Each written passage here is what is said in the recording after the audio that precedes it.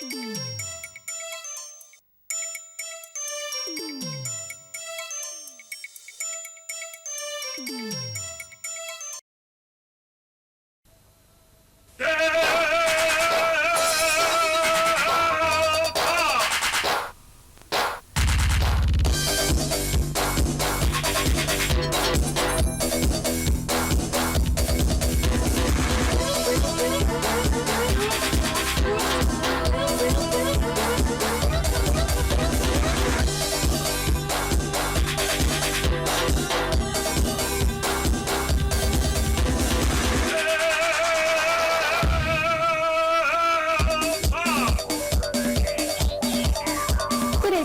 to Girl Talk. We're back with part 2 of our segment, the Lesbian Cancer Support Group. We're joined with Wendy Avril, who is one of the active members in the support group, another Wendy who has lost her partner to cancer, and Jacqui, who is in remission. Thank you so much for being here again.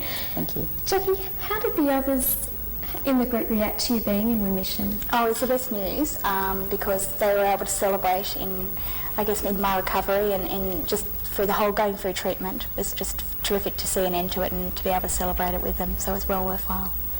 So how important has the support of the group been in your recovery from cancer? Oh, it's been immensely important. It's been important because they have the knowledge of what you've been through and also can take care of your partner as well and share in your joy at those sort of things, so yeah. And when you recover, being the right word, will you still feel the need to be part of the group? I guess so. I would like to see it as being a role of advocacy and just getting out and telling people about it, and the fact that you can actually fall in, you can actually get to remission and recover. So yeah. It's an inspiration, isn't it? You have to be there, really, don't you? Yeah. It's the light at the end of the tunnel. Wendy, do you find as time goes by that your support is invaluable to others in the group, seeing as you've already lost your partner? I think so. Well, I hope so. As the group grows, obviously there's more and more partners coming in. I think my role within the group is more on the partner and family side, just because I've been there, I guess. I've not had cancer, but I've lived with it. So obviously in that way I think I can contribute and hope to contribute.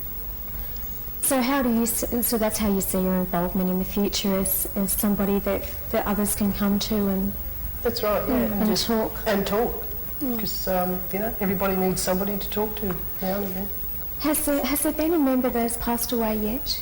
Yes, unfortunately we have lost just a few people, so and the hardest one was actually the first one that died. His name was Sabina, and she wanted to die at home, and she actually had no family support whatsoever because she was German, and her partner had actually flown back to Germany because she was on a visa here for 3 months. So the group actually became her family, and we all looked after her at home because that's where she wanted to be, in this nice safe environment, and it worked very, very well, and she got what she wanted. And she's actually designed the logo for the group. Oh, isn't it nice? Because she wanted to do something for us, and I said, you've already done it, you've designed the logo. Were you there when that happened? Were you a part of the group? We both Wendy and I were involved. You both knew her. And so how did that affect everybody? Did it it was confronting for everybody. I mean, you confront your own immortality, but when it was all over, I organised a debriefing session for those people that wanted to go along and just talk about what had happened, just to hear what they'd gone through. And the good thing was about that debriefing session, it was actually facilitated by a professional too, which was great that Wendy organised that whole situation so that it was done in a really safe environment and really well constructed. So what's involved in the fundraising of a group like this? How do you go about it? Well, we've actually been really, really lucky. First of all, Cross Lines came to our rescue, and they fundraised for us last year, and we've actually put a submission into them again this year. Also, Globe has just rang me up and said there's a $1,000 cheque for you. And then, of course, Kaye rang up from the Glass House saying that they'd like to fundraise us for 3 months. But it's actually hard for us to fundraise because our whole profile really is to be looking after people at home and in hospitals and things like that. So it's just time consuming. Yeah. Now, tell me about a study in 1993 that was done in the States. I think that's just amazing. What was that?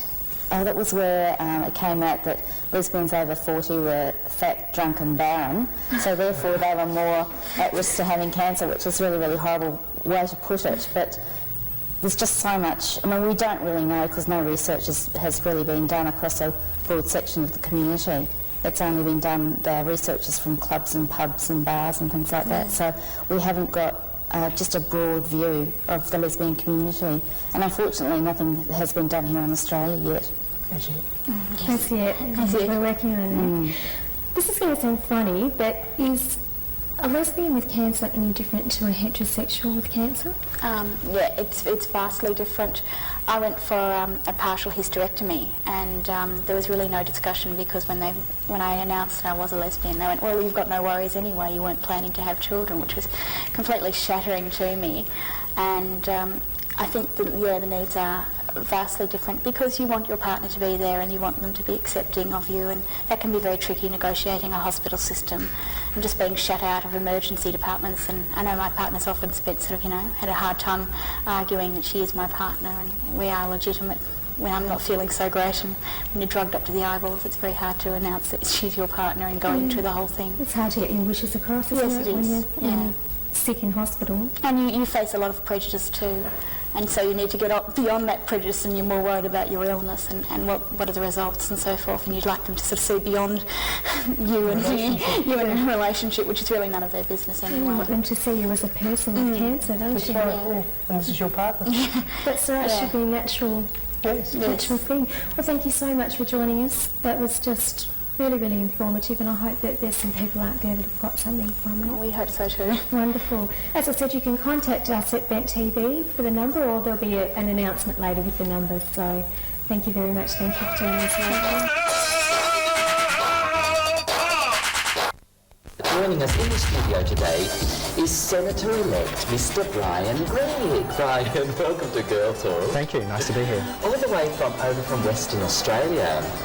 When you were elected in the last federal election, so when was that? In October 3 last year. Okay, but you don't take up your post until April? 1st of July.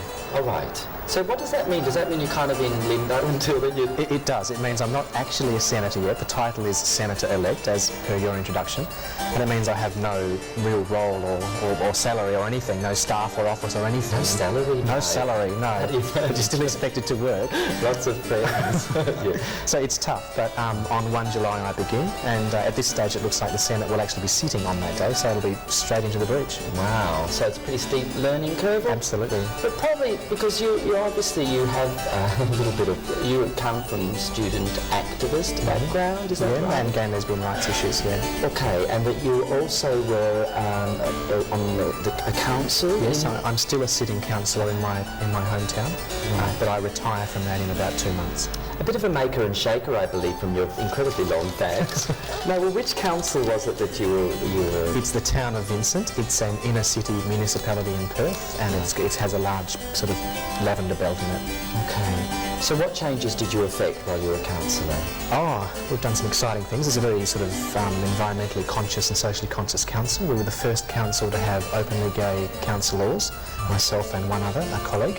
First council to ever fly the rainbow flag. What else have we done? Nothing immediately springs to mind, but we have a good reputation as being an out there and happening council, and I'm really proud of that. Yeah, sure. And because I guess it needs to be said that you're one of 2 openly gay federal parliamentarians in Australia. That's right. The other is Mr. Bob Brown as well. So is that a little bit daunting for you? I think it's a bit sad, really, because, Bob Brown and myself are not the only gay and lesbian federal politicians by any means. We're just the only 2 who happen to be out. And I think that says a lot about the major parties and the kind of pressures that are applied to gay and lesbian members of the major parties to maintain their silence. I think it's sad. Yeah. You initially had a little bit of association with the AOP. I did. And then switched, so to speak, over to the Democrats. Yes, I did a reverse shift. Yeah. Can you just maybe just detail a little bit as to why, the differences you see between the 2 parties, perhaps? Well, for me, it fundamentally came down to the differences in terms of policy on lesbian and gay rights. And after being an activist and a grassroots sort of layperson with the ALP for 11 years, it dawned on me that I was really banging my head against a brick wall. I came to believe that the Labor Party was not sincere about reforming those areas, and they were all talk and no action. And the Democrats offered a real alternative. And when the Democrats introduced their sexuality discrimination bill into the Senate a few years ago, I thought, well, they're serious about it. And so I found that I could no longer justify being with the ALP, and I did a reverse Cheryl.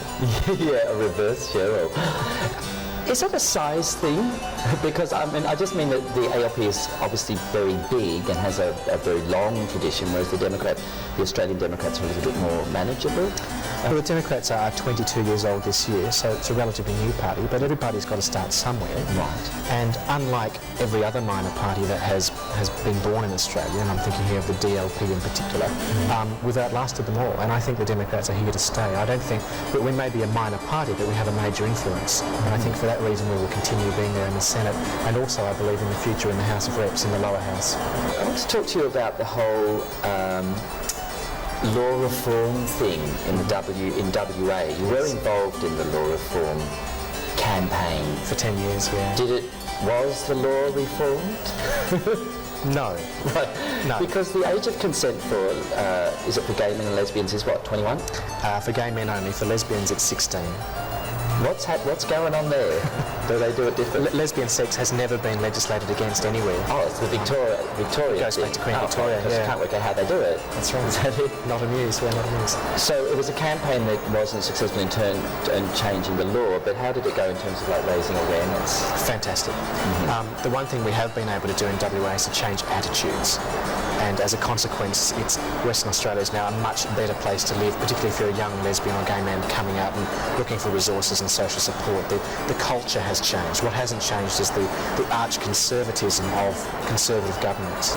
But we're very confident that now that we have Democrats in our upper house, and that there's the possibility that the coalition government may lose the next election, that there's a window of opportunity to eventually get through some positive reform. Yeah, it's always struck me as being very bizarre that there isn't a kind of a uniform legal approach to these kind of issues. Yeah, nationally. It still means, even in those states where we have it decriminalised, such as Victoria and New South Wales, and between those two states, for example, you still have a discrepancy of 18 and 16, which means that gay men who are 17 in Victoria are not criminals, but are in New South Wales. It's just bizarre. It doesn't make any sense at all. So that's is that a platform for the Democrats to kind of affect that kind of change? Absolutely, and to that extent the Democrats have introduced a sexuality discrimination bill into the federal parliament.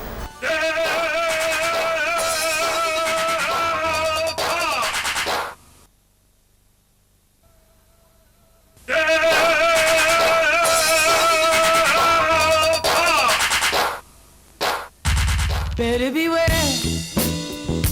better be quick, better jump higher than you used to.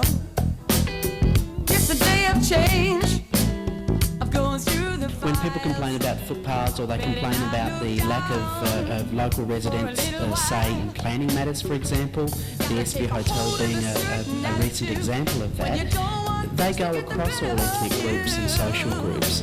But I suppose the one issue that I'm really tapping into in the Alma War basically is that council, whilst it heralds from the rooftops that it is a diverse place to live, it really hasn't got its act together yet in engaging and supporting at the ground level all of those particular groups. The thing I'm most annoyed about with Port Phillip is that I think in the past they've struck ideological positions and not really woken up, smelt the coffee and realised that we don't have a friendly minister for local government, that the only way to lobby the minister is to engage with the minister. Sure, you might not get your way every time, but frankly, I think it's time to get beyond the ideological position and talk to the minister. There are many things that are affecting people, old people in my ward, who are falling over badly maintained footpaths, who, really can't handle the obstacles that are put in their way. And when unit development, high-rise development creeps into the city of Port Phillip, all it does is provide obstacle courses for people who have sight deficiencies, happen to be immobile, lifestyle in any sense, or a little bit older. So really I don't think Port Phillip's handled that reality. They haven't helped local residents deal with the change in the living environment around them. And whilst I'm absolutely opposed to St Kilda Foreshore becoming another surfers paradise, I think what council needs to do is it needs to look at development, how it affects the residents.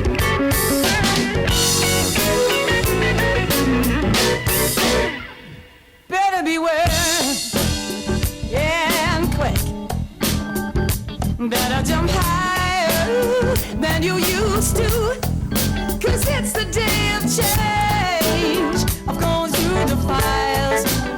Better not look Carlisle Street example is a really good example of where council's not helping local residents deal with major change. Fitzroy Street and Ackland Street and a number of other streets have gone exactly the same way. The cheap quality food, grocery shops, cafes, bakeries, they're all disappearing and being replaced basically by, off top end of the market, niche sort of food establishments. Now, what that does, in particular to those who rely on Carlisle Street for their shopping for groceries, it drives them back into the suburban shopping supermarkets and away from the streets where they go and read the paper and have a coffee on Saturday or Sunday for the Jewish. So in that sense, it's a really good example. It's been neglected, it's grubby, it's an obstacle course for old people. Some of those planters and big pieces of furniture along Carlisle Street are just disasters, and the number of falls that I'm aware of in the last few months, it's just escalating. So if you're going to contribute to the overall health of your community, you can't just have only strips of ritzy, yuppie coffee shops. However lovely it is to enjoy a well-made latte, the reality is community health is more about having cheap quality food places and grocery shops. My motivation for standing for council is twofold. It's political and it's personal. Sounds a bit corny, but nevertheless it is.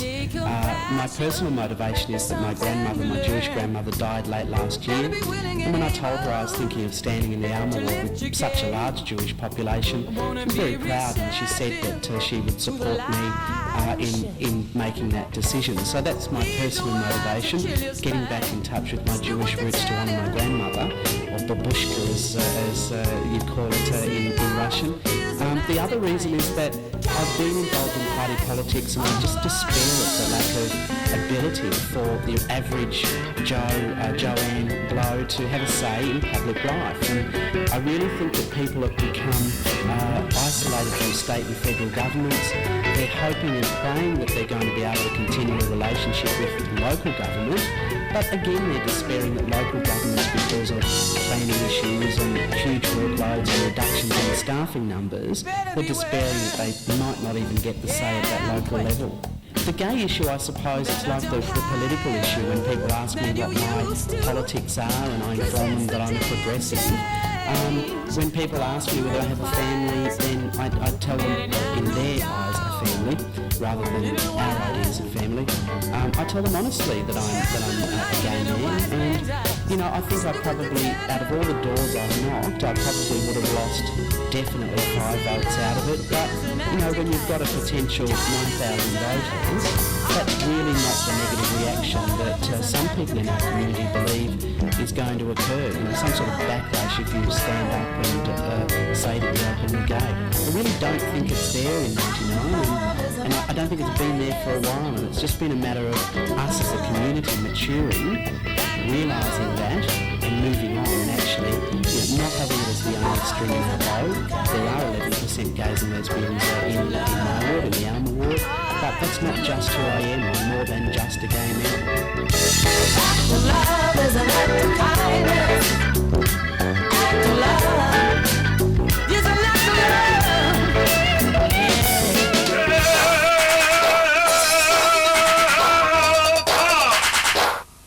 More video reviews here on Girl Talk with my very special guest, Mr. Lace Doily. Lace, welcome again. Thank you, Kaye. Good to be back. Great. Now, don't forget you can catch Lace's exquisite video reviews in Focus magazine. The next one is due out at Easter. This is a dated copy with the lovely Paris on the front cover, so look out for that. For that article, Lace, we've got another film. We certainly do. What are we looking at today? This is Hot Times in Little Havana. Now, lots of gorgeous Latino boys in this. Yes. Christian Bjorn is the director, a real favourite of mine.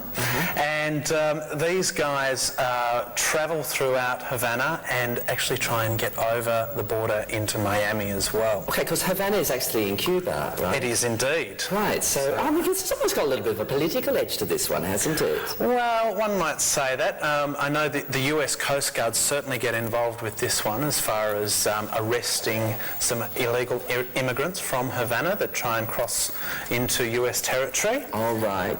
Did they have any illegal substances on them at the time? Well, only some big cigars, but nothing that... well, Monica Lewinsky might have liked to taste some of them, but that's about all we can say. But the film isn't really about cigars, is it? It's not. It's about intimate relationships. It is, and we've got a wonderful scene to have a look at, and it actually shows the US Coast Guards arresting one of the illegal immigrants from Havana. Oh, great. Let's take a look. Okay.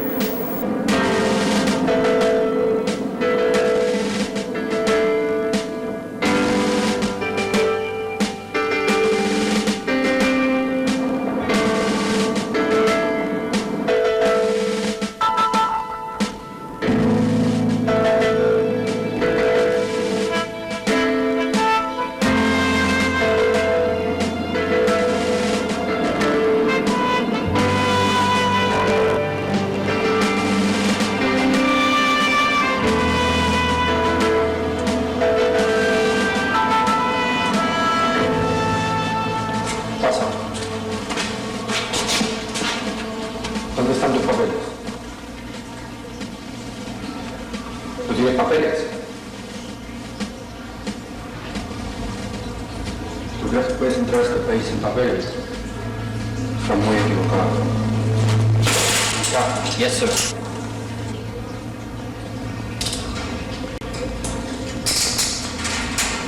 Search, Jones. Yes, sir.